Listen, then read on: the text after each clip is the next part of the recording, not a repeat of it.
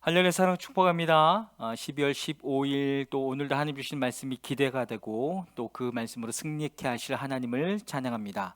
함께 하나님의 말씀을 암송하시겠습니다. 에베소서 5장 3절 말씀, 음행과 온갖 더러운 것과 탐욕은 너희 중에서 그 이름조차도 부르지 말라. 이는 성도에게 마땅한 바니라. 에베소서 5장 3절 말씀. 아멘. 에베소서 5장 3절 말씀, 음행과 온갖 더러운 것과 탐욕은 너희 중에서 그 이름조차도 부르지 말라. 이는 성도에게 마땅한 바니라. 에베소서 5장 3절 말씀. 아멘. 오늘 함께 통독할 하나님의 말씀은 히브리서 5장에서 7장의 말씀입니다. 함께 기도하겠습니다. 하나님, 오늘도 주님의 말씀을 주셔서 감사합니다. 성령 하나님, 말씀을 대할 때 모든 백성들마다 임재하여 주셔서 성령으로 말미암아 말씀 앞에 깊이 나아갈 수 있는 귀한 시간 되게 하시고, 그 말씀을 통해서 하나님을 만날 수 있는 시간 될 수 있도록 역사하여 주시옵소서. 그렇게 행하실 주님을 찬양하며 예수 그리스도의 이름으로 기도했습니다. 아멘. 히브리서 5장입니다. 각 대제사장은 사람들 가운데서 뽑혀서 하나님과 관계되는 일에 임명받습니다. 그리하여 그는 사람들을 위하여 예물과 속죄의 희생제사를 드립니다. 그는 자기도 연약함에 휘말려 있으므로 그릇된 길을 가는 무지한 사람들을 너그러이 대할 수 있습니다. 그는 백성을 위해서 속죄의 제사를 드려야 하는 것과 마찬가지로 그 연약함 때문에 자기 자신을 위해서도 드려야 하는 것입니다. 누구든지 이 영예는 자기 스스로 얻는 것이 아니라 아론과 같이 하나님의 부르심을 받아서 얻는 것입니다. 이와 같이 그리스도께서도 자기 자신을 스스로 높여서 대제사장이 되는 영광을 차지하신 것이 아니라 그에게 너는 내 아들이다, 오늘 내가 너를 낳았다 하고 말씀하신 분이 그렇게 하신 것입니다. 또 다른 곳에서 너는 멜기세덱의 계통을 따라 임명받은 영원한 제사장이다 하고 말씀하셨습니다.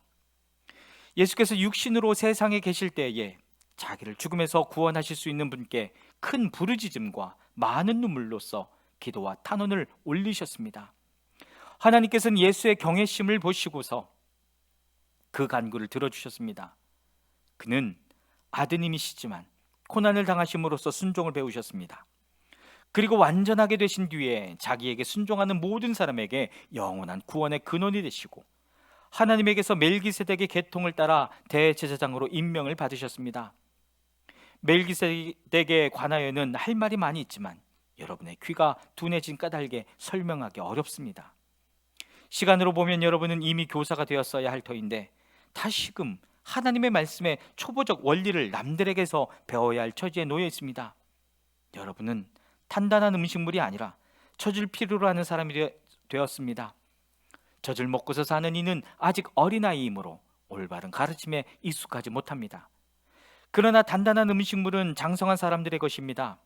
그들은 경험으로 선과 악을 분별하는 세련된 지각을 가지고 있는 사람들입니다. 히브리서 6장입니다.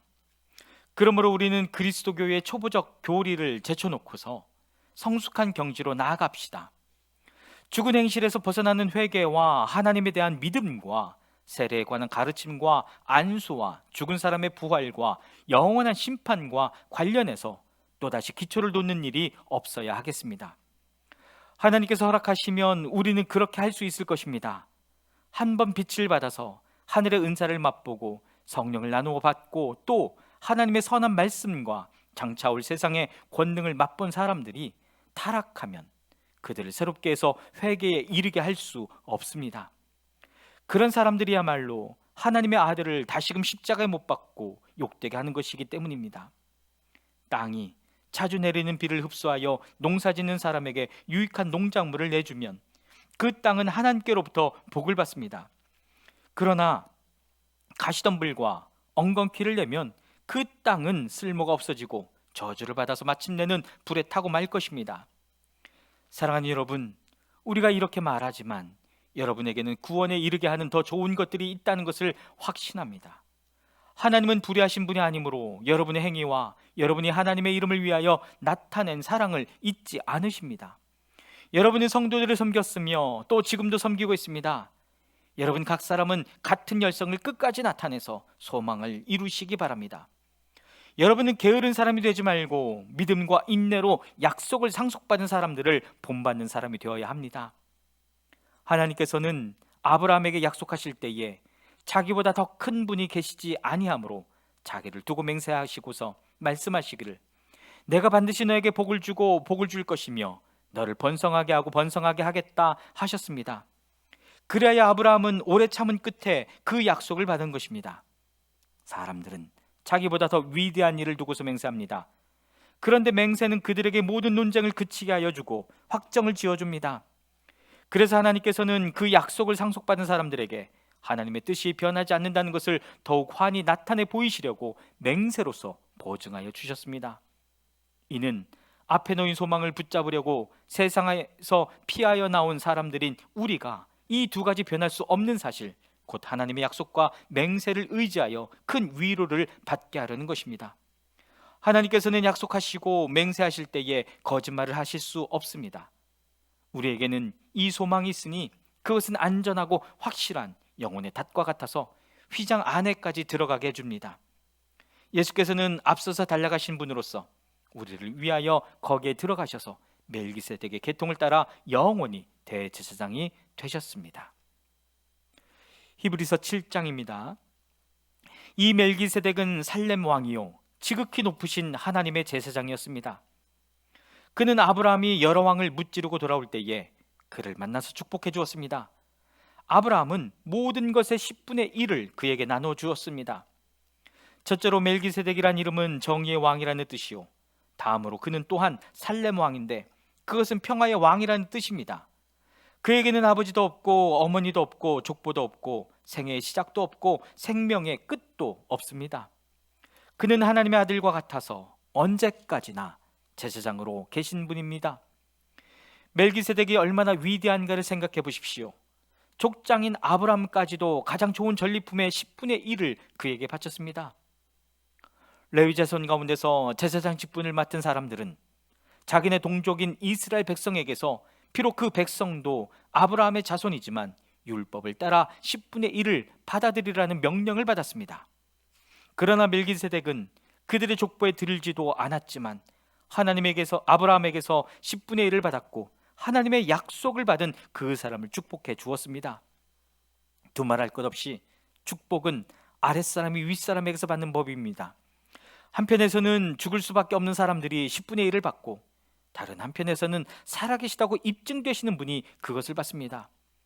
말하자면 10분의 1을 받는 레위까지도 아브라함을 통해서 10분의 1을 바친 셈이 됩니다. 멜기세덱이 아브라함을 만났을 때에는 레위는 아직 자기 조상 아브라함의 허리 속에 있었으니 말입니다. 그런데 이 레위 계통의 제사직과 관련하여 이스라엘 백성은 율법으로 지령을 받기는 하였습니다. 그러나 만일 그 제사직으로 완전한 것이 이루어질 수 있었다면 아론의 계통이 아닌 멜기세덱의 계통을 따른 다른 제사장이 생겨날 필요가 어디에 있겠습니까? 제사직분의 변화가 생기면 율법에도 반드시 변화가 생기기 마련입니다.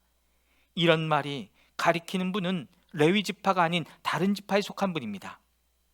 그 지파에 속한 사람으로서는 아무도 제단에 종사한 적이 없습니다.